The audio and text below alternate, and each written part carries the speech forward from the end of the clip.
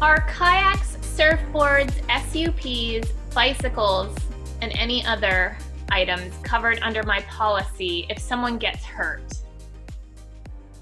So this is a great question, and this leads us to the liability portion of your policy, which is one of the hot items in short-term rental insurance and always will be. So it's important for your listeners to understand liability insurance is exclusions based. In other words, at the very top of the policy, it says, we will protect you and provide coverage up to X for any bodily injury or property damage that you could legally be held liable for. Okay, so that's a blanket statement that says we pretty much cover everything, right? And then you have to read through the 20 or 30 pages below that and find out what is actually excluded from my insurance policy, okay? So the policy that we write is a commercial general liability policy. Bicycles, canoes, kayaks, exercise equipment, these things, they're not excluded from our insurance, therefore they are covered. So if somebody gets on a bicycle at your vacation rental, they ride down to get ice cream, they veer into the street and they get hit by a car. The family is upset and they sue you for $1 million and they say, my kid was injured, I'm suing you. The question is that excluded from our coverage? That's bodily injury that you're being held legally liable for and they're suing you.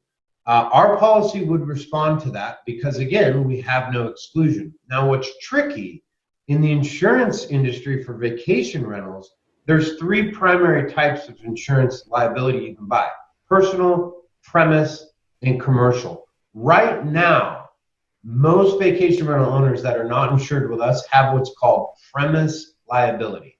You can pull out your policy, you can look at it, and it says premise liability, period.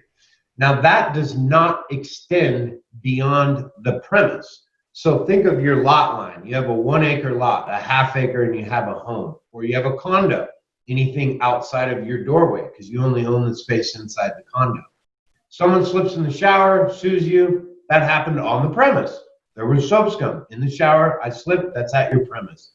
The bicycle incident happened off the premise. That did not happen, that injury did not happen on the premise. So the answer is no. There are millions and millions of vacation rental owners that believe they have coverage for things off premise and they don't. You have to have commercial general liability. Personal liability has a business activity exclusion. So let's think of that bicycle. You have a homeowner's insurance policy with a rental rider, this home sharing endorsement, and they say, tell us what happened. Well, the guy got on the bicycle, the family, the kid went into the street, he got hit, we got sued. They're going to associate that that bicycle as part of your business activity, as running a business. This wasn't a neighborhood kid that just came over and rode bikes with your child. This is someone that was there staying, paid you money, and it's a business activity. So you'd be hard pressed to find coverage there as well. So you need commercial insurance, commercial liability, and you need to look through and ask your agent, are there amenities and activities exclusions? Because there's a ton of them. They have vicious animal dog bite exclusions. They have trampoline exclusions, amenities exclusions, on and on. So okay. That's the short, medium answer.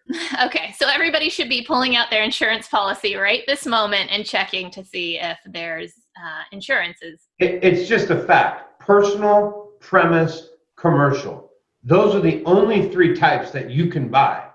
There are no others that exist. If you have personal liability, you're at risk.